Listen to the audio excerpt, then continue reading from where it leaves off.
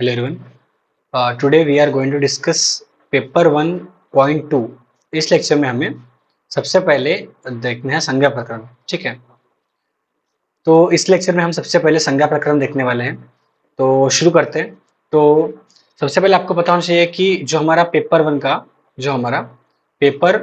का जो point two है, पेपर वन का जो हमारा पॉइंट टू है उसका वेटेज है हमें 5 मार्क्स। ठीक है, 5 मार्क्स के लिए आपको 5 MCQs आने वाले हैं।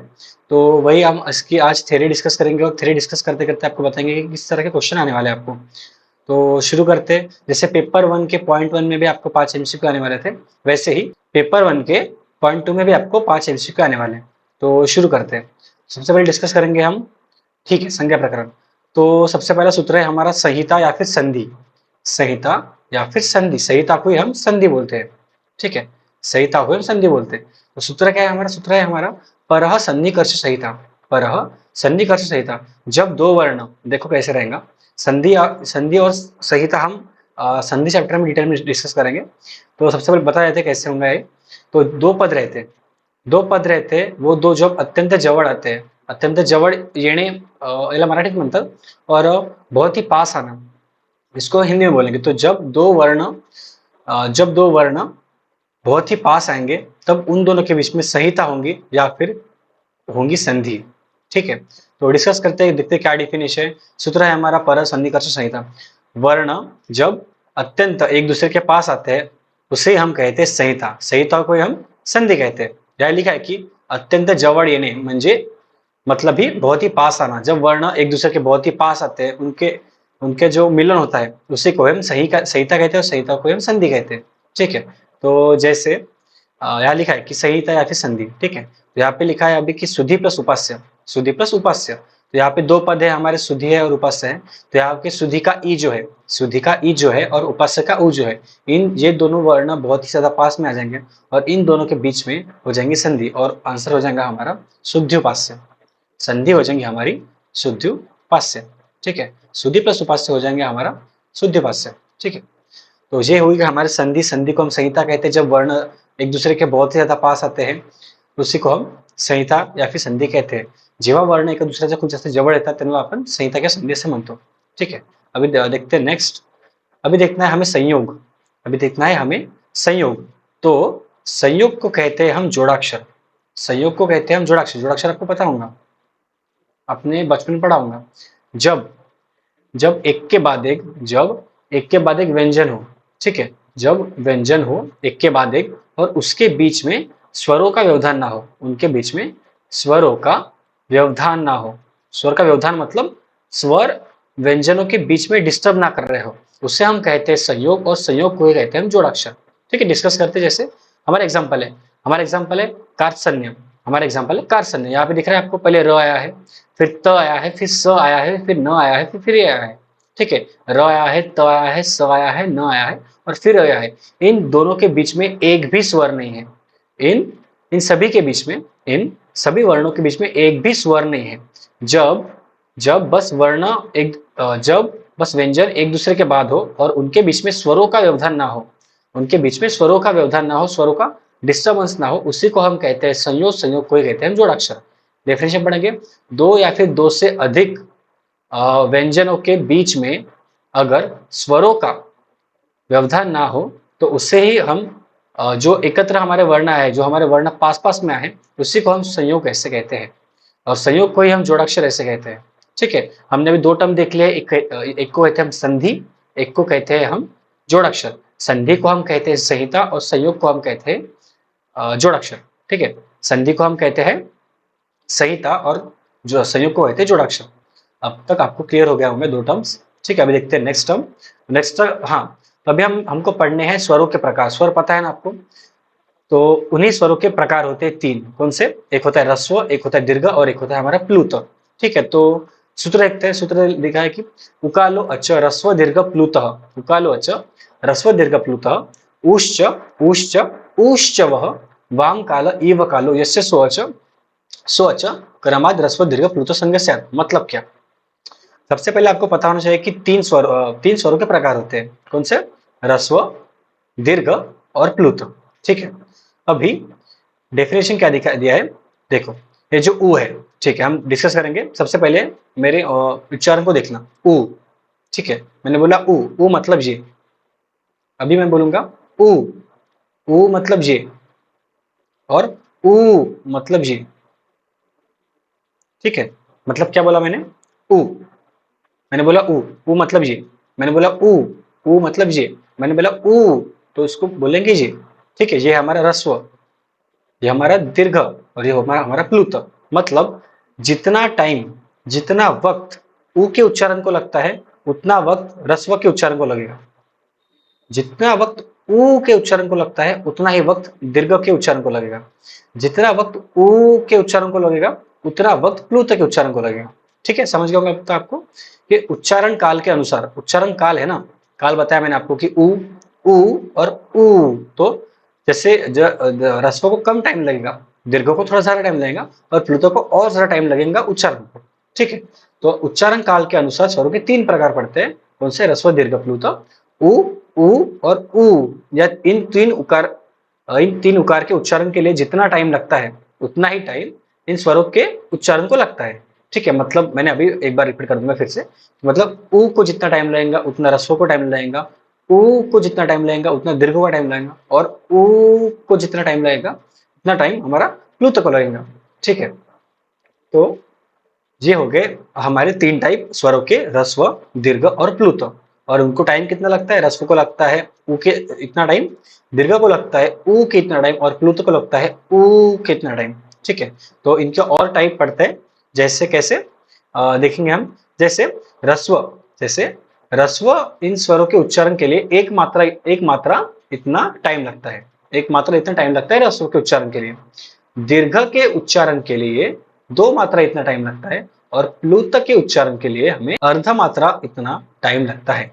ठीक है, मतलब, और मात्रा मतलब क्या, हम जो आइस की चालू बंद जो करते हैं हम जो पलके झपकाते हैं, जो आइस चालू बंद करते हैं, पलके झपकाते हैं, मराठीमध्ये म्हणू की डोळ्यांची आपण जी उघडझाप करतो, डोळ्यांची उघडझाप, पलके झपकाना, ठीक है, उसी को हम कहते हैं मात्रा। ठीक है, एक बार मैंने पलके झपकाए तो एक मात्रा हो जाएंगी।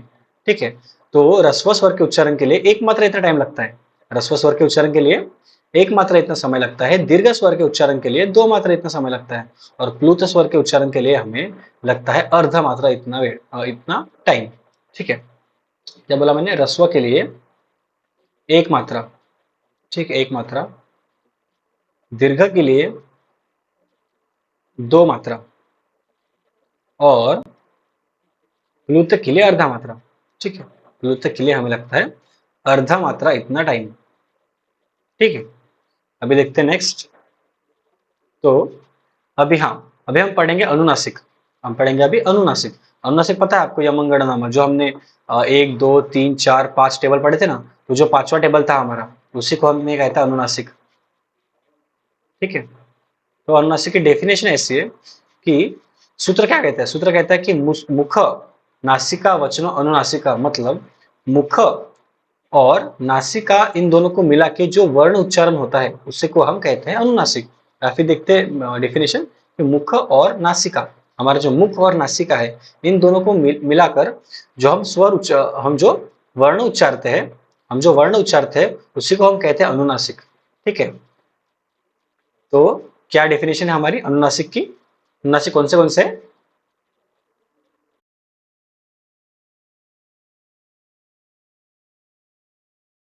ठीक है, तो ये है हमारे अनुनासिक। ठीक है, तो ये है हमारे अनुनासिक। तो अनुनासिक मतलब क्या, मुख और नासिका, इन दोनों को मिलाकर जो हम वर्ण उच्चारते हैं, उसी को हम अनुनासिक कहते हैं। अनुनासिक मतलब यमंगण नामा, जैसे देख सकते हैं आप, इधर लिखा है मैंने, ये है हमारा क वर्ग का अनुनासिक, ये हमारा क वर्ग का अनुनासिक। ठीक है, वैसे ही सभी वर्गों के एक एक अनुनासिक यहाँ पे दिए हैं। जैसे क वर्ग के ये हो गया, ठीक है, पफ पफ बभ म ये हो गया, टठ डठ न ये हो गया, तथ तथ न ये हो गया। ठीक है, चर्च अंग ये हो गया। ठीक है, तो ये हमारे हो गए अनुनासिक। मुख और नासिका, इन दोनों को मिलाकर जो हम वर्ण उच्चारते हैं, उसी को हम कहते हैं अनुनासिक। ठीक है, अभी देखते हैं नेक्स्ट टॉपिक। तो हाँ, तो स्वरों के भेद, स्वरों के भेद, तो हमने अभी बताया कि स्वरों के भेद कितने होते हैं। एक होता है हमारा ह्रस्व, एक होता है हमारा दीर्घ, और एक होता है प्लुत। पर किन के होंगे ये प्रकार, किन के होंगे प्रकार? तो अ, ई, उ और रू, अ ई उ और रू, इनके ह्रस्व, दीर्घ और प्लुत ऐसे प्रकार पढ़ते हैं और टोटल पढ़ते हैं ऐसे 18 टाइप्स। कितने? 18 टाइप्स। किन किन के? अ के, ई के, उ के और रू के। ठीक है, इनके पढ़ते हैं 18 टाइप्स। आपको लिखना है कि अ ई उ और रू के 18 टाइप्स पढ़ते हैं। ठीक है, 18 टाइप्स होते हैं। ये आपको लिखना है बुक में। ठीक है, तो कैसे? तो सबसे पहले ह्रस्व, दीर्घ और प्लुत, बराबर है। उसके बाद ह्रस्व के 3 टाइप्स, उदात्त, अनुदात्त और स्वरित। हमने पढ़ा है उदात्त अनुदात्त स्वरित मतलब क्या। तो जब तालु आदि, हमने लास्ट लेक्चर में पढ़ा था उदात्त मतलब क्या, अनुदात्त मतलब क्या, स्वरित मतलब क्या। जब हमारा तालु उच्चारण स्थान के ऊपर के भाग को जब टच करता है उसे हम उदात्त कहते हैं। जब नीचे के स्थान को टच करता है उसे हम कहते हैं अनुदात्त, और दोनों के बीच में जब रहता है तब उसको कहते हैं हम स्वरित। ठीक है, तो ह्रस्व के 3 टाइप्स, उदात्त, अनुदात्त और स्वरित। अभी उदात्त के 2 टाइप्स, अनुनासिक और अननुनासिक। अनुदात्त की 2 टाइप, अनुनासिक और अननुनासिक, और स्वरित के 2 टाइप, अनुनासिक और अननुनासिक। ठीक है, हमने पढ़ा अभी अनुनासिक मतलब क्या, और उसका उल्टा हो जाएगा हमारा अननुनासिक। ठीक है, तो ऐसे हो गए ह्रस्व के 6 टाइप्स। ठीक है, 1 2 3 4 और 5 6। ठीक है, जैसे इसके 6 टाइप हो गए वैसे इसके 6 टाइप और इसके 6 टाइप सेम है। ठीक है, मतलब अ ई उ और रू के हमारे टोटल 18 टाइप्स गिरते हैं। ठीक है, तो आपको ये एमसीक्यू आ सकता है कि कितने टाइप्स होते हैं अ के, या फिर कितने टाइप्स होते हैं ई के, या फिर उ के, या फिर रू के। ठीक है, तो आपको पता होना चाहिए कि इसके हमारे होते हैं टोटल 18 टाइप्स। ठीक है, अ ई उ और रू के। सबसे पहले इसके गिरते हैं ह्रस्व, दीर्घ और प्लुत, फिर ह्रस्व के उदात्त, अनुदात्त, स्वरित, और उसके बाद अनुनासिक और अनुनासिक, ऐसे उसके प्रकार होते हैं। ठीक है, तो अभी देखते हैं नेक्स्ट। जैसे अ ई उ रू के 18 टाइप्स हो गए हमारे, वैसे ही ए ओ ऐ ओ के हमारे होते हैं 12 टाइप्स। कितने? 12 टाइप्स। ठीक है, आपको लिखना ही है सब, क्योंकि इस पे एमसीक्यू आएंगे हमारे। ठीक है, तो इसके होते हैं 12 टाइप्स। क्यों होते हैं इसके 12 टाइप्स? क्योंकि इसके ह्रस्व प्रकार नहीं होते। इसके ह्रस्व प्रकार नहीं होते। हमने पीछे देखा कि अ ई उ और रू के हमारे ह्रस्व, दीर्घ और प्लुत ऐसे टाइप्स होते हैं, और उनके आगे टाइप्स होते हैं। पर इधर हमारे जो ए ओ ऐ ओ है उसके टोटल हमारे 12 ही टाइप्स पड़ते हैं। ठीक है, क्यों? क्योंकि इसका हमारा ह्रस्व नहीं होता, इसका हमारा ह्रस्व नहीं होता, इसका बस दीर्घ होगा और प्लुत होगा, बराबर है। तो दीर्घ के सेम उदात्त, अनुदात्त, स्वरित, और उदात्त के अनुनासिक, अनुनासिक, अनुदात्त के अनुनासिक, अनुनासिक, और स्वरित का भी अनुनासिक, अननुनासिक। ठीक है, ऐसे इसके हो गए 6 टाइप्स, इसके हो गए 6 टाइप्स, और टोटल हो गए हमारे 12 टाइप्स। ठीक है, इसमें ह्रस्व नहीं आता, ए ओ ऐ ओ में हमारा ह्रस्व नहीं आता, इसलिए इसके टोटल हो गए 12 टाइप्स। ठीक है, अभी देखते हैं नेक्स्ट। तो जैसे अ ई उ रू के 18 टाइप्स हो गए, ए ओ ऐ ओ के हमारे 12 टाइप्स हो गए, और वैसे ही रू के हमारे हो गए कितने? 12 टाइप्स। पर इसके 12 कैसे? इसमें दीर्घ नहीं होता, इसमें बस ह्रस्व होता है और प्लुत होता है, इसमें दीर्घ नहीं होता। ठीक है, इसमें हमारा दीर्घ स्वर नहीं होता। तो इसमें सही होगा, सेम होगा हमारा, ह्रस्व के 6 टाइप्स हो जाएंगे, उदात्त, अनुदात्त, स्वरित, और सबके अनुनासिक और अनुनासिक ऐसे टाइप, और इसका भी सेम हो जाएगा, इस पर इसके दीर्घ नहीं होती, इसलिए इसको हो जाएंगे 12। तो क्या कंक्लूजन है हमारा कि अ ई उ और रू के हमारे होते हैं 18 टाइप्स। इसके किसके? ओ, ए, ऐ और औ के होते हैं हमारे 12 टाइप्स। इसमें ह्रस्व नहीं है इसमें। ठीक है, इसमें ह्रस्व नहीं है। और लास्ट टाइप हो गए हमारे लू के। लू के भी हो जाएंगे हमारे 12 टाइप, इसमें दीर्घ नहीं होंगे। ठीक है, इसमें दीर्घ नहीं होंगे। ठीक है, तो अभी देखते हैं नेक्स्ट। तो अभी पदम। ठीक है, पदम मतलब पद। तो पद किसको कहते हैं? तो सूत्र दिया है, सुप्तिंगतम पदम। सुप्तिंगतम पदम मतलब क्या? क्या लिखा है कि जिन शब्दों को सुप या फिर तिंग प्रत्यय लगते हैं उनको ही हम पद ऐसे कहते हैं। जिन शब्दों को सुप या फिर तिंग प्रत्यय लगते हैं उनको ही हम पद ऐसे कहते हैं, सुप तिंगतम पदम। ठीक है, अभी आपको पता होना चाहिए कि सुप प्रत्यय क्या होते हैं और तिंग प्रत्यय क्या होते हैं। ठीक है, तो सुप प्रत्यय हम एक स्पेशल लेक्चर में पढ़ेंगे, जहाँ पे हम सभी टेबल्स पढ़ने वाले हैं, देव देव के, माला के, वन के। हम नाम पढ़ने वाले, हम सर्वनाम पढ़ने वाले हैं, उस टेबल में आपको मिल जाएंगे, सुप प्रत्यय मिल जाएगा। ठीक है, एक बार मैं आपको बोल के दिखाता हूँ, जैसे सु औजस प्रथमा, अमोक्षस द्वितीया, टाभ्याम भीष तृतीया, एभ्याम भीष चतुर्थी, अस्सिभ्याम भीष पंचमी, अस ओसम षष्ठी, ई और सुप सप्तमी और सु औजस संबोधन। ये हो गए हमारे सुप प्रत्यय, ये हो गए हमारे सुप प्रत्यय। ये सुप प्रत्यय हमारे लगते हैं नाम को और सर्वनाम को। ठीक है, नाम आपको पता होंगे, सर्वनाम आपको पता होंगे। नाम मतलब देव वन माला, ये होंगे नाम। और सर्वनाम मतलब आपको पता होगा कि अहम आवम वयम प्रथमा, त्वम जुआम जुएम प्रथमा, सह तौ ते प्रथमा, ये हो गए हमारे सर्वनाम। नाम मतलब देव वन माला ऐसे नाम हो गए। ठीक है, ध्रुप वगैरह वन वगैरह हो गए हमारे नाम। तो सुप्रत्यय लगते हैं नाम और सर्वनाम को। और तिंग प्रत्यय लगते हैं हमारे धातु को। तिंग प्रत्यय लगते हैं हमारे धातुओं को। ठीक है, कैसे? तो जैसे हमारे तिंग प्रत्यय कैसे, मी वह मह प्रथम पुरुष, सी थ थ द्वितीय पुरुष, ती त अंति तृतीय पुरुष। ये हो गए हमारे वर्तमान काल परस्मैपदी प्रत्यय, इनको ही हम तिंग प्रत्यय ऐसे बोलते हैं। ठीक है, तो जो हमारे प्रत्यय होते हैं, जो हमारे प्रत्यय के बहुत सारे टाइप्स होते हैं, जैसे हमारे वर्तमान काल, भविष्य काल, भूतकाल, विध्यर्थ, आज्ञार्थ, ऐसे हम प्रत्यय पढ़ने वाले उनको हम तिंग प्रत्यय बोलते हैं। ठीक है, तो ये जो तिंग प्रत्यय हम प्रत्यय के और धातु के इसमें पढ़ने वाले, धातु और प्रत्यय हम सेम लेक्चर में कवर करेंगे। ठीक है, तो वहां हम पढ़ने वाले जैसे मी व म प्रथम पुरुष, सी त थ द्वितीय पुरुष, ती त अंति तृतीय पुरुष हो गया हमारे प्रत्यय, तिंग प्रत्यय का एग्जाम्पल। और सुप्रत्यय मतलब सु औजस प्रथमा, अमोक्ष द्वितीय वगैरह, जो मैंने जो बताया अभी। तो हाँ, तो सुप प्रत्यय और तिंग प्रत्यय जिन शब्दों को लगते हैं उनको ही हम कहते हैं पद। ठीक है, तो जैसे देव हमारा नाम है, देव हमारा नाम है, इसको लग गया सुप प्रत्यय, तो ये देवः हो गया। ठीक है, तो ये हो गया देवः। ठीक है, वैसे ही क्रीड ये धातु है, क्रीड धातु को तीजे तिंग प्रत्यय लग गया, तो क्रीडति हो गया, तो ती हा तिंग प्रत्यय उसको लग गया। ठीक है, तो इसलिए हमारा क्रीड भी हमारा यहाँ पे पद हो गया, और देव भी हमारे यहाँ पे पद हो गया, क्योंकि देव को लगा है सुप्रत्यय और क्रीड को लगा है हमारे तिंग प्रत्यय। तो ये थी हमारी डेफिनेशन पद की। अभी हम डिस्कस करेंगे धातु। तो भूवादय धातवः। ठीक है, भूवादय धातवः, भूवादयो धातवः। तो धातु मतलब क्या होता है? जो हमारा क्रियापद होता है, जो हमारा क्रियापद होता है। तो सबसे पहले बता दूं मैं कि हम धातु यहाँ पे ऊपर ऊपर से पढ़ने वाले हैं, धातु का एक बेसिक नॉलेज देने वाले हैं। जब हम धातु और प्रत्यय साथ में पढ़ेंगे, जिस लेक्चर में हम धातु और प्रत्यय साथ में पढ़ने वाले हैं, उसमें आपको डिटेल में एकदम वर्ड टू वर्ड बताऊंगा। जहां बस आपको जानना है कि धातु मतलब क्या, तो आपको मैं बताऊंगा एग्जाम्पल से। जैसे हमारा गच्छति, ये क्रिया है। गच्छति मतलब जाना, कि वो जा रहा है, गच्छति लगा है, वो जा रहा है। तो गच्छति कैसे बना? गच्छति हमारा बना गच्छ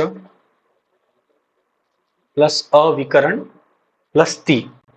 ठीक है, गच्छ ये हमारा धातु है, धातु से ही क्रियापद बनता है, तो क्रियापद हमारा ये हो गया पूरा, गच्छ प्लस अ प्लस ती, ये हो गया हमारा क्रियापद।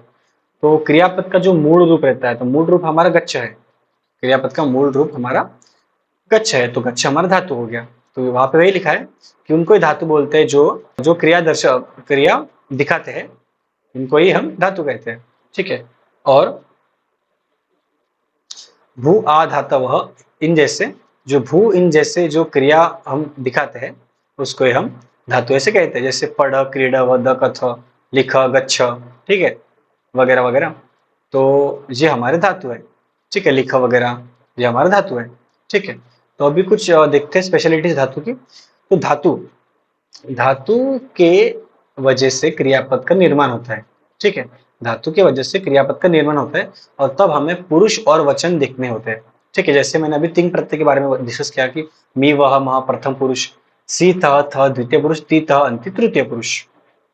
ठीक है, तो मी जो बोला मैंने वो एक वचन है, मी वह ये हमारा द्विवचन है, और सी मी वह मह, तो मह हमारा तृतीय पुरुष हमारा बहुवचन है, और ये हो गया हमारे प्रथम पुरुष के धातु के प्रत्यय। ठीक है, तो हम जब धातु से क्रियापद तैयार करते हैं, तो पुरुष और वचन इनका इनका डिस्कशन हमें करना पड़ता है। ठीक है, तो इसका डिटेल हम तो नेक्स्ट सेशन में देखने वाले हैं। जैसे मैं एग्जांपल दे रहा हूँ अभी कि मैं गांव में जा रहा हूँ, तो अहम अहम ग्रामम अहम ग्रामम गच्छामि। अहम गावम गच्छामि। ठीक है, यहाँ पे गच्छा हमारा मूल धातु हो गया, और मी क्योंकि मैं जा रहा हूँ इसलिए मी लग गया। प्रथम पुरुष एक वचन इसलिए रखा क्योंकि प्रथम पुरुष मैं हूँ, प्रथम पुरुष मैं हूँ, मेरे आगे वाला द्वितीय पुरुष है, और जो यहाँ प्रेजेंट नहीं है, मैं किसी और के लिए बात कर रहा हूँ, तो वो हो गया हमारा तृतीय पुरुष।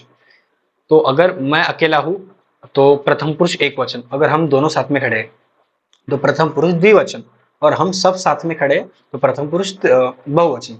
वैसे ही अगर आगे वाला अकेला खड़ा है तो द्वितीय पुरुष एक वचन, आगे मेरे सामने दो लोग खड़े हैं तो द्वितीय पुरुष द्विवचन, और अब आगे मेरे सामने बहुत लोग खड़े हैं तो द्वितीय पुरुष बहुवचन। वैसे ही कोई यहाँ पे प्रेजेंट नहीं है, मैं किसी तीसरे की बात कर रहा हूँ, तो हमारा तीसरा पुरुष मतलब हमारा तृतीय पुरुष एक वचन, हमारा तृतीय पुरुष एक वचन हमारा हो जाएगा वो आदमी, और तृतीय अगर वो दो लोग खड़े होंगे तो तृतीय पुरुष द्विवचन, और तृतीय पुरुष बहुवचन अगर वो लोग बहुत सारे खड़े होंगे।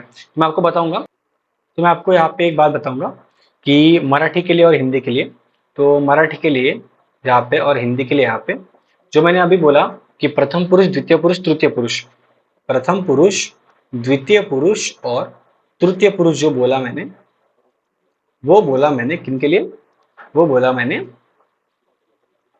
मराठी के लिए कि प्रथम पुरुष मतलब मैं, द्वितीय पुरुष मतलब मेरा आगे वाला, और तृतीय पुरुष मतलब जो है प्रेजेंट नहीं है वो। और हिंदी वाले लोगों के लिए क्या हो जाएगा, हिंदी वाले लोगों के लिए प्रथम पुरुष मतलब उत्तम पुरुष, हिंदी वाले लोगों के लिए प्रथम पुरुष मतलब उत्तम पुरुष, द्वितीय पुरुष मतलब मध्यम पुरुष, और तृतीय पुरुष मतलब हमारा प्रथम पुरुष। ठीक है, मराठी में प्रथम पुरुष, हिंदी में हमारा उत्तम पुरुष, मराठी में द्वितीय पुरुष, हिंदी में हमारा मध्यम पुरुष, मराठी हमारा तृतीय पुरुष, तो हिंदी में हमारा प्रथम पुरुष। ठीक है, तो ये आप एक बार नोट कर लेना। तो मैं जैसे बता रहा था कि धातु से हम क्रियापद रेडी, फर्स्ट पॉइंट, धातु से हम क्रियापद रेडी करते हैं, तैयार करते हैं, बनाते हैं, तो पुरुष और वचन इनका हमें ध्यान रखना पड़ता है। मैंने अभी बताया कैसे। ठीक है, ये हो गया हमारा पहला पॉइंट, तो इसको हम डिटेल लेक्चर में डिस्कस करेंगे और एक बार। तो अभी देखेंगे लिंग के जैसे धातु के रूप बदलते हैं, जैसे जैसे राम जाता है तो राम गच्छति हो जाएगा, और सीता गच्छति हो जाएगा। ठीक है, रामा गच्छति और सीता गच्छति हो जाएगा। ठीक है, बराबर है। तो जैसे लिंग के जैसे धातु में रूप नहीं होता, जैसे स्त्रीलिंगी होता है तो नपुंसक लिंगी होता है। ठीक है, जैसे स्त्रीलिंगी जैसे हम पुल्लिंग में देव वन माला देव, जैसे हम पुल्लिंग में देवः देवो देवाः करते हैं, वैसे हम नपुंसक लिंग में वनम वने वनानि करते हैं, तो और माला में करते हैं। ठीक है, स्त्रीलिंगी। तो वैसे धातु में चेंज नहीं होंगे, जैसे नाम में चेंज होते हैं वैसे धातु में चेंज नहीं होंगे, धातु में रूप बदलेंगे नहीं। ठीक है, रामः गच्छति हो जाएगा, सीता गच्छति हो जाएगा, यहाँ पे कुछ चेंज नहीं होगा। ठीक है, तो लिंग के जैसे धातु के रूप में बदलाव होते नहीं। तो अभी देखते हैं नेक्स्ट पॉइंट। तो धातु के टोटल 10 गणों में उनका समावेश होता है। ठीक है, कितने गण, 1 से लेके 10 तक, पर हमें पढ़ने कितने हैं, हमें पढ़ने हैं बस पहला गण, चौथा गण, ठीक है, छठवां गण और 10th गण। ठीक है, फॉर फर्स्ट, फोर्थ, सिक्स और 10th। तो इससे हमें इतने हमें गण देखने हैं धातुओं के। ठीक है, तो जैसे गण मतलब क्या, तो धातु है, जो हमारे धातु है तो पर्टिकुलर गण में पर्टिकुलर धातु होते हैं। जैसे हमारा गमगच्छ धातु है, जैसे हमारा गमगच्छ धातु है तो वो आता है पहले गण में, और बाकी कोई धातु होंगे हम डिस्कस करेंगे डिटेल में, वो कोई 4th में आएंगे, कोई 6th में आएंगे, कोई 10th में आएंगे। तो हमें ये मेन ही 4 गण देखने हैं, बाकी हमें छोड़ने हैं। ठीक है, वो इतना इंपॉर्टेंट नहीं है। तो जैसे अभी विकर्ण, मैं आपको एक बार समझा दूंगा ऊपर से कि गणों का महत्व क्या है। जैसे हमने डिस्कस किया कि हाँ, जैसे हमने डिस्कस किया कि गच्छति हमारा बना था कि गच्छ गच्छ प्लस अ प्लस ती, जब हमने देखा था, तो ये अ कहाँ से आया, तो ये अ आया हमारा, ये अविकरण है, और विकरण आया हमारा गण से, तो ये है हमारा गणों का महत्व। ठीक है, जैसे गमगच्छ जो धातु है, गमगच्छ धातु हमारा पहले गण में आता है, इसलिए अ आया। और अगर गमगच्छ धातु पहले गण में न आके चौथे गण में आया होता तो हम अ के जगह हम य लिखते, अ के जगह हम लिखते य। ठीक है, अ के जगह हम लिखते य, पूरा य। ठीक है, हलंत नहीं होगा, पूरा य होगा। ठीक है, तो ऐसे ही है हमारा गणों का महत्व। तो हम ये गण और धातु डिटेल में पढ़ेंगे। अभी बस आपको आइडिया लेना है कि धातु मतलब होता क्या है। धातु से हमारा क्रियापद बनता है, धातु लिंग के जिससे चेंज नहीं होता, ठीक है। प्रथम पुरुष, द्वितीय पुरुष, तृतीय पुरुष, एक वचन, द्विवचन, बहुवचन, उसका महत्व रहता है। 10 गणों में से हमको 4 गण पढ़ने, फर्स्ट, फोर्थ, सिक्स और 10th, ठीक है। तो धातुओं को 3 भागों में हमें पढ़ना है, ठीक है। कौन से 3 भाग? एक होते हैं हमारे परस्मैपदी, एक होते हैं हमारे आत्मनेपदी और एक होते हैं हमारे उभयपदी। जिन धातुओं को परस्मैपदी प्रत्यय लगते हैं, जिन धातुओं को परस्मैपदी प्रत्यय लगते हैं, उनको हम परस्मैपदी धातु कहते हैं। जिन धातुओं को आत्मनेपदी प्रत्यय लगते हैं, जिन धातुओं को आत्मनेपदी प्रत्यय लगते हैं, उसको हम आत्मनेपदी धातु बोलते हैं। और जिनको परस्मैपदी और आत्मनेपदी दोनों प्रत्यय लगते हैं, उसको हम उभयपदी धातु बोलते हैं, ठीक है। तो हाँ, तो मैंने बताया था कि आपको धातु से क्रियापद कैसे बनते हैं। तो धातु से क्रियापद बनने के लिए जैसे गमगच्छ धातु है, धातु लेंगे हम गमगच्छ। देखो गच्छ धातु लिया मैंने। उसके बाद विकरण, इसका विकरण ये पहले गण का है, इसलिए विकरण हमारा अ हो गया, ठीक है। कालार्थ प्रत्यय, अगर अगर मैं बोल रहा हूँ कि मैं जा रहा हूँ, तो गच्छामि होगा, ठीक है। तो मी मतलब मी लग जाएगा, इसलिए हो गया हमारा गच्छामि, ठीक है। अगर मैंने बोला कि हम दोनों जा रहे हैं, तो गच्छा वह, ये मी वह मा बोला ना, तो गच्छा वह हो जाता हमारा आंसर, ठीक है। तो ये था हमारा धातु। अभी हम पढ़ेंगे नेक्स्ट। तो हाँ, अभी हमारा नेक्स्ट टॉपिक है उपसर्ग। अभी हमारा नेक्स्ट टॉपिक है उपसर्ग। तो उपसर्ग हमें पढ़ने हैं टोटल 22, ठीक है। कौन से मैंने बताया आपको कि प्र, परा, अप, सम, अनु, अव, निस, निर, दुस, दुर, वि, आंग, नि, अधि, अपि, अति, सु, अपि, प्रति, परि, उपउत। ये हमारे 22 उपसर्ग ये आपको लर्न करने हैं। ये आपको सबसे पहले लर्न करने हैं, ठीक है। उसके बाद लर्न करने के बाद सभी वर्ण, सभी उपसर्गों के आपको 1 से 2 सेंटेंस आपको लर्न करने हैं। जैसे आपको क्वेश्चन ऐसा आएगा कि 5 मार्क्स के लिए आपको 5 उपसर्ग देंगे। जैसे आपको प्र दिया, परा दिया, अनु दिया, ऐसे आपको 5 उपसर्ग देंगे। और इन उपसर्ग का यूज करके आपको वाक्य लिखने हैं सभी के, तब आपको मिलेंगे 5 मार्क।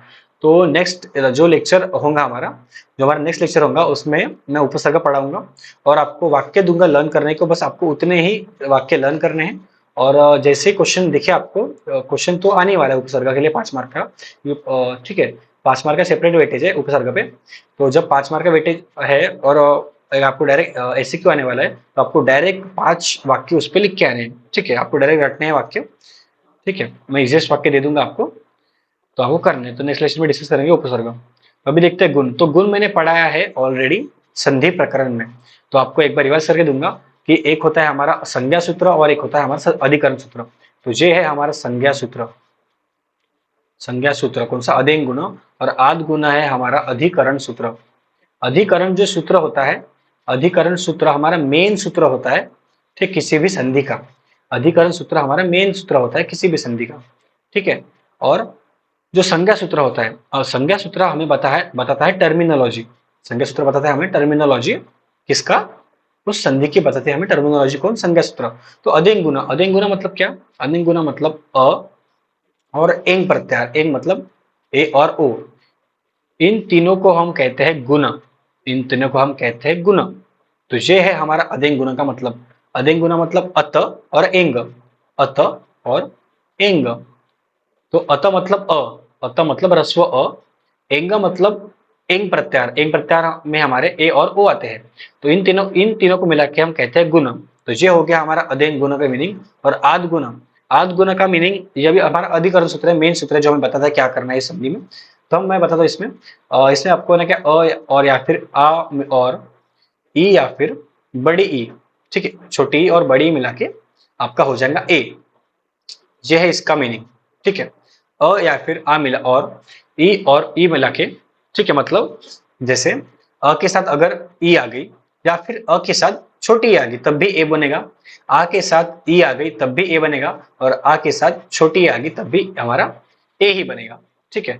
तो ये था हमारा आद गुना का पहला। और दूसरा हमारा ऐसा है कि उ और बड़ा उ आ गया तो बनेगा हमारा ओ, ठीक है। अ के साथ अगर उ आ गया तो ओ बनेगा, अ के साथ अगर बड़ा उ आ गया तब भी हमारा ओ बनेगा, आ के साथ उ आ गया तो ओ बनेगा, और आ के साथ बड़ा उ आ गया तब भी हमारा ओ ही बनेगा, ठीक है। तो ये था हमारा, एक बार देख लो ऐसे, ठीक है। तो ये था हमारा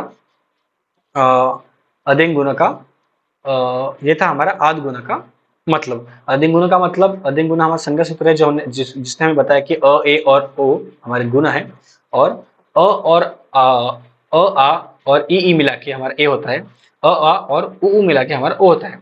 अ के साथ उ आ गया तब भी ओ बनेगा, अ के साथ उ आ गया तब भी हमारा ओ बनेगा, आ के साथ उ आ गया तब भी हमारा ओ बनेगा, आ के साथ उ आ गया तब भी हमारा ओ ही बनेगा। वैसे ही अ के साथ ई आ गई तब भी हमारा ए बनेगा, अ के साथ बड़ी ई आ गई तब भी हमारे ए ही बनेगा। वैसे ही आ के साथ भी सेम होगा। आपको समझ गया होगा अभी तक। तो देखते हैं एग्जांपल इसका। तो उप प्लस इंद्र है हमारा, तो इसका ऐसा है कि उप प्लस इंद्र, ठीक है। तो उप का हमने अगर उप का तोड़ दिया तो उप प्लस अ प्लस इंद्र का ई प्लस द्र, ठीक है। तो अ प्लस ई मिला के हो जाएगा हमारा ए, और हो जाएगा हमारा आंसर उपेंद्र, ठीक है। तो हमने डिटेल में वैसे पढ़ा है गुण संधि में, तभी मैंने आपको बता दिया इसमें डिटेल में यहाँ भी, ठीक है। तो ये था हमारा गुण संधि। इसमें हमने दो सूत्र पढ़े, संज्ञा सूत्र, अधिकरण सूत्र, अध्ययन गुना आद गुना। अध्ययन गुना ने हमें बताया कि अ ए और ओ हमारे गुण है, और आद गुना ने हमें बताया कि अधिकरण सूत्र है हमारा। तो इसमें इसने बताया ऐसा कि हमने अभी डिस्कस किया कि अ और ई मिला के ए हो जाएगा, और अ और आ और उ मिला के हमारा ओ हो जाएगा, ठीक है। अभी देखते हैं नेक्स्ट। तो हमने वृद्धि पढ़ना है, तो वृद्धि भी हमने संधि में डिस्कस किया है। एक बार यहाँ पे बता दूंगा मैं कि वृद्धि राधेश और वृद्धि रेचि, तो ये वृद्धि राधेश हमारा संख्या सूत्र है, और वृद्धि रेचि हमारा अधिकरण सूत्र है, ठीक है। अधिकरण सूत्र है हमारा वृद्धि रेचि। तो ये हमें बताता है वृद्धि राधेश मतलब आ ऐ और औ, आ ऐ और औ हमारा यहाँ पे क्या है, वृद्धि है। जैसे गुना हमारा ए जैसे गुना हमारा अ ए और ओ था, वैसे वृद्धि हमारा आ ऐ और औ है, ठीक है।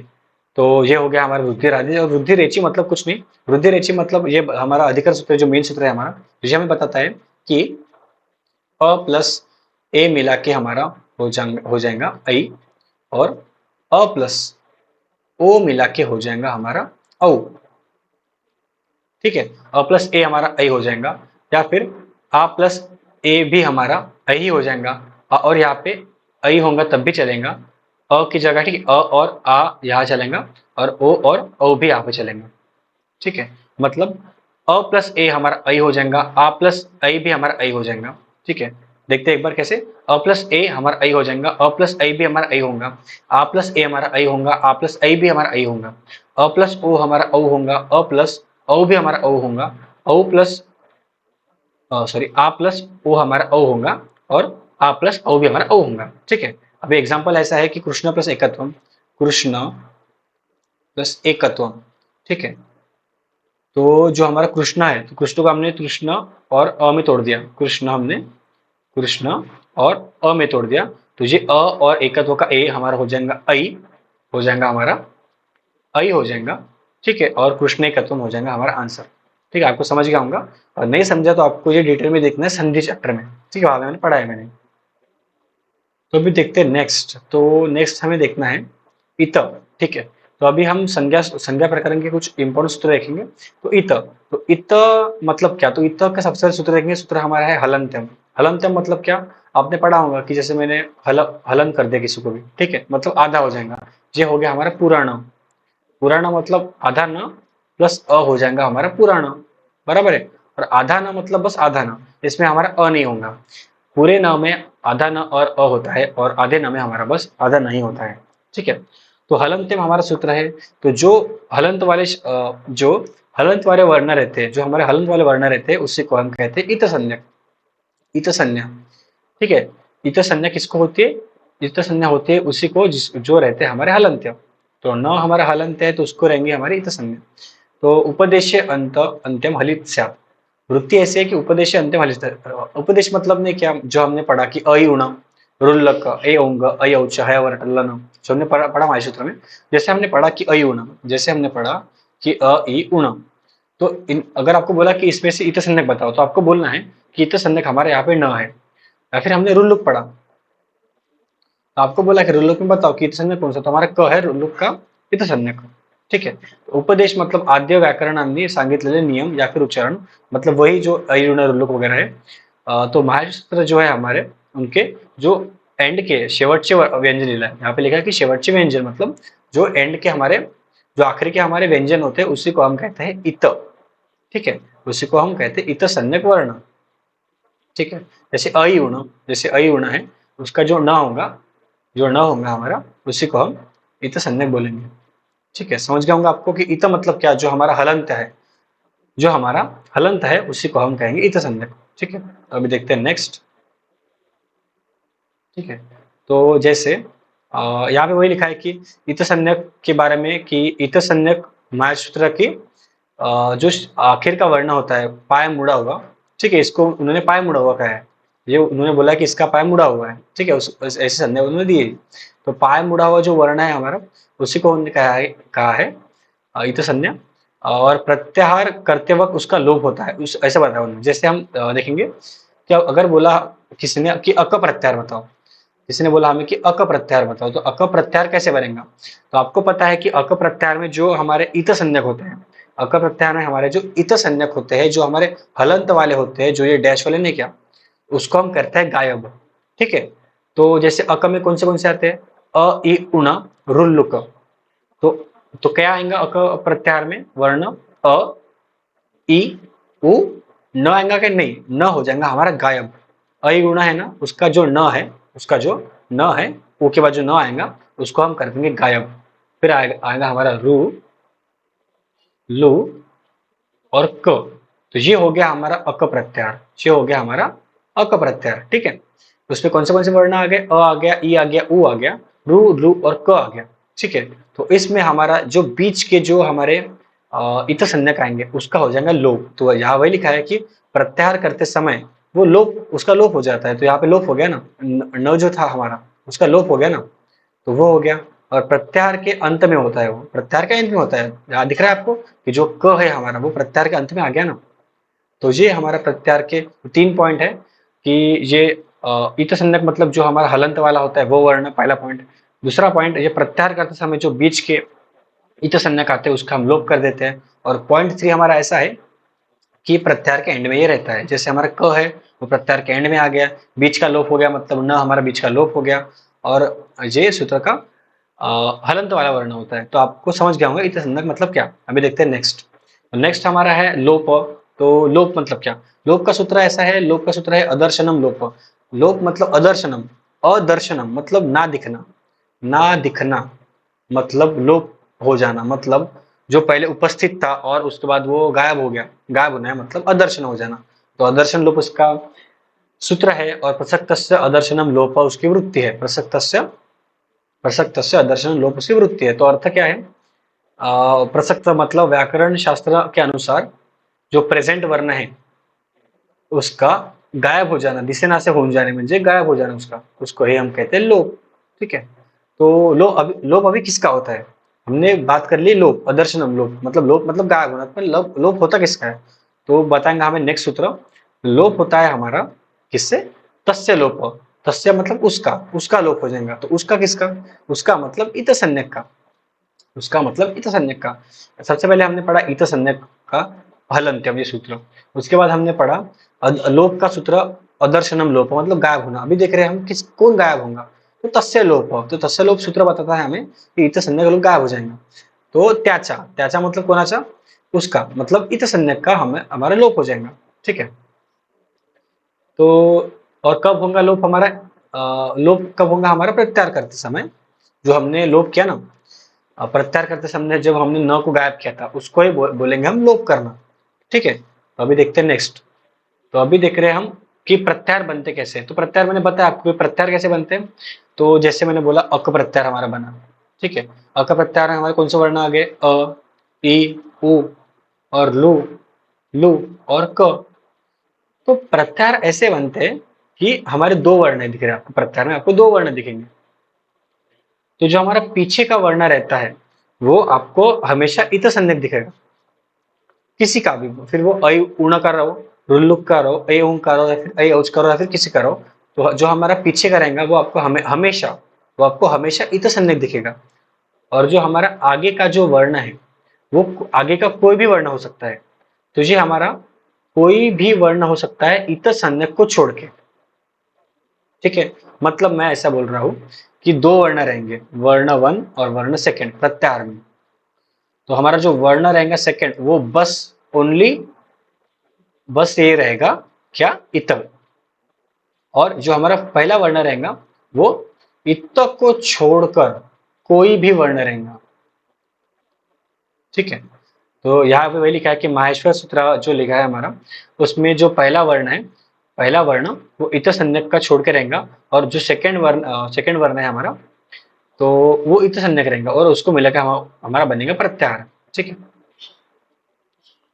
तो यहाँ पे वही लिखा है कि फिर अच अच अक हो कि अकलो, या फिर अचलो हललो अललो, कोई भी प्रत्याहार लो, आपको समझ जाएगा कि पहला वर्ण कोई भी रहेगा ई को छोड़ के, इत को छोड़ के, और दूसरा वर्ण बस इत प्रत्यय रहेगा, इत वर्ण रहेगा। ठीक है, तो पहला वर्ण हमारा कोई भी रहेगा इत को छोड़ के, और दूसरा हमारा बस इत रहेगा। ठीक है, अभी देखते हैं नेक्स्ट। तो अभी हमने देखा है सवर्ण। तो सवर्ण मतलब क्या, सवर्ण मतलब सदृश्य, मतलब क्या। अभी मैं आपको बताऊंगा दो पॉइंट्स, पॉइंट नंबर 1 और पॉइंट नंबर 2। ठीक है, तो सवर्ण किसे कहेंगे, हम किन वर्णों को सवर्ण कहेंगे या किन वर्णों को हम सदृश्य कहेंगे। तो यहाँ पे लिखा है तुल्यास्य प्रयत्नम सवर्ण। ठीक है, मैं बताता हूँ आपको, जैसे दो यहाँ पे कंडीशन है, कंडीशन 1 कंडीशन 2, मतलब जिन वर्णों का उच्चारण स्थान, जिन वर्णों का उच्चारण स्थान सेम है, उच्चारण स्थान सेम है, उससे हम कहेंगे सवर्ण। और जिन वर्णों का अभ्यंतर प्रयत्न, जिन वर्णों का अभ्यंतर प्रयत्न, जैसे पढ़ा ना मैं कि स्पृष्ट ईषत् पृष्ठ विवृत्त ईषत् विवृत्त समृत्त, वो जिनका सेम है उसे हम कहेंगे सवर्ण, और जिनका उच्चारण स्थान सेम है उसे हम कहेंगे सवर्ण। जैसे हमने पढ़ा था कि अकुह विसर्जनीयानाम कंठ, इचुएशानाम तालु, ऋतुरशानाम मूर्धा। तो जैसे अकुह विसर्जनाम तालु, यहाँ पे लिखा है, एग्जाम्पल लिखा है क ख ग घ ञ, ये हमारे सवर्ण है। ये हमारे सवर्ण क्यों है, हमने पढ़ा था कि अकुह विसर्जनीयानाम तालु मतलब अ, क वर्ग, अकुह, ह और विसर्ग हमारे, इस इन सभी का उच्चारण स्थान हमारा कंठ है। और क वर्ग बोला मैंने पूरा, तो क वर्ग के जितने भी हमारे व्यंजन आएंगे, वर्ण आएंगे, वो सब सवर्ण रहेंगे। इसलिए यहाँ पे लिखा है कि क ख ग घ ञ, ये हमारे सवर्ण है। ठीक है, वैसे ही अभ्यंतर प्रयत्न हमने देखा था, अभ्यंतर प्रयत्न से एग्जाम्पल लेंगे स्पृष्ट। तो स्पृष्ट में हमने देखा था कि हमारे स्पर्श वर्ण आते हैं। स्पर्श वर्ण मतलब कुचु टुतुपु, मतलब क वर्ग, च वर्ग, ट वर्ग, त वर्ग और प वर्ग, ये सभी जो आते हैं हमारे, तो अगर ऐसा आया तो हो जाएगा हमारा, वो हो जाएंगे हमारे सवर्ण। ठीक है, वैसे हमने पढ़ा था स्पृष्ट ईशत पृष्ठ विवृत्त समृद्ध। ठीक है, तो अगर अभ्यंतर प्रयत्न जिन दो वर्णों का सेम रहा वो हो जाएंगे सवर्ण, सेकंड कंडीशन। और फर्स्ट कंडीशन मतलब जिनका उच्चारण स्थान सेम है वो हो जाएंगे हमारे सवर्ण। तो यहाँ पे वही लिखा है कि तालु इत्यादि स्थान, तालु इत्यादि स्थान मतलब जो ये हमारे उच्चारण स्थान जो है, तालु है, कंठ है, जो भी हमारे उच्चारण स्थान है, और जिनका अभ्यंतर प्रयत्न सेम है उनको हम कहेंगे सवर्ण वर्ण। ठीक है, उनको ही करेंगे हम सवर्ण कहेंगे उनको। ठीक है, आपको क्लियर हो गया होगा अब तक सवर्ण क्या होता है। एग्जाम्पल देखा हमने क ख ग घ वगैरह। ठीक है, अभी देख रहे हैं हम निपात। तो निपात ऐसा है कि आपको 22 उपसर्ग पढ़ने हैं। ठीक है, पूरा परापसन समानु वगैरह 22 उपसर्ग पढ़ने हैं। तो ये जब 22, ये जो 22 उपसर्ग है, ये जो 22 उपसर्ग है जब क्रिया के साथ आते हैं, क्रिया के साथ आते हैं, जैसे गम गच्छ ये। ठीक है, तो इसके साथ अगर कोई भी क्रियापद आ गया, कोई भी उपसर्ग आ गया, जैसे आ ये क्रियापद आ गया तो हो गया हमारा आगच्छ। गच्छ मतलब जाना, जाना ये हो गया हमारी क्रिया। और आ ये हमारा उपसर्ग लग गया, तो ये है हमारा उपसर्ग। पर यही उपसर्ग जब अकेले हो, यही उपसर्ग जब अकेले हो या फिर अकेले नहीं हो और क्रिया के साथ संबंध में नहीं हो, क्रिया के साथ, जैसे गच्छ की जाने की क्रिया है, ठीक है, क्रीडा ये खेलने की क्रिया है ऐसे, और ठीक है, तो इन क्रिया के साथ वो ना हो या फिर अकेला हो, ऐसी कंडीशन आने वक्त उसी उपसर्गों को हम कहते हैं निपात, उसी उपसर्गों को हम कहते हैं निपात। ठीक है, जैसे आशेषवात सह पठति मतलब वो बचपन से पढ़ता है। तो यहाँ पे जो आ है हमारा, इस एग्जाम्पल में जो हमारा आ है वो क्रिया क्रिया के साथ जुड़ा हुआ नहीं है, इसलिए आ होगा हमारा यहाँ पे निपात। ठीक है, तो ये था हमारा निपात। अभी देखेंगे लास्ट हमारा टॉपिक प्रगृह्य। तो प्रगृह्य भी हमने पढ़ा है संधि में, जब हमने प्रकृति भाव संधि पढ़ा था, उसमें हमने पढ़ा था कि प्रगुर्य मतलब क्या, तो ईदुदेत द्विवचनम प्रगुर्यम, ईदुदेत द्विवचन प्रगुर्यम मतलब ई बड़ी ई, ठीक है, बड़ी ई, बड़ा ऊ और ए, इनकी होती है प्रगुर्य संज्ञा। मतलब, और जैसे पूरी कंडीशन ऐसी है कि ई, ऊ और ए इनके द्विवचन होगा, इनका द्विवचन होगा, तो उसके हम कहेंगे प्रगुर्य। मतलब जैसे हम एग्जांपल लेंगे, तो हम टेबल टेबल बोलेंगे हरि का, तो हरि, हरि, हरयः, हरि हरि, हरयः प्रथमा, बराबर है। तो तो कंडीशन ऐसी है कि सबसे पहले वो इकारांत चाहिए, उकारांत चाहिए और एकारांत चाहिए। और सेकंड कंडीशन, ये देखो हमारे हो गए फर्स्ट कंडीशन इकारांत, उकारांत और एकारांत, और सेकंड कंडीशन हमारी है कि वो चाहिए हमारा द्विवचन। तो ये हो गया हमारा द्विवचन, बराबर है, ये हो गया हमारा द्विवचन और ये हो गया हमारी बड़ी ई। तो हो गया ना हमारा प्रगुर्य, दो कंडीशन सेटिस्फाइड हो गई, द्विवचन है, बराबर है, और बड़ी ई है, तो ये हो गया हमारा प्रगुर्य। तो एग्जाम्पल यहाँ पे दिया है कि हरि एति, ठीक है, वैसे या फिर शायद मिस प्रिंटिंग है, हमारा एग्जाम्पल है हरि एतौ, ठीक है। तो हरि एतौ है, तो यहाँ पे हमारा जो हरि है, तो ये हो गया हमारा प्रगुह्य, ठीक है। तो थैंक यू सो मच, हमारा यहाँ पे सेकेंड लेक्चर खत्म हो गया है, ठीक है। मतलब हमारा जो पेपर 1 का पॉइंट 2 है हमारा खत्म हो गया है। नेक्स्ट लेक्चर रहेगा हमारा उपसर्ग पे, जब हम 22 उपसर्ग पढ़ेंगे। इस लेक्चर में हमने 5 मार्क के 5 एमसीक्यू, ठीक है, 5 मार्क के हमने 5 एमसीक्यू कवर किए हैं। इसके पिछले के लेक्चर में पेपर 1 पार्ट 1 में हमने 5 मार्क के एमसीक्यू कवर किए थे, इस लेक्चर में हमने 5 मार्क के एमसीक्यू कवर किए हैं। तो थैंक यू सो मच, ठीक है। तो अगले लेक्चर में हम उपसर्ग पढ़ेंगे, तो मिलते हैं फिर से।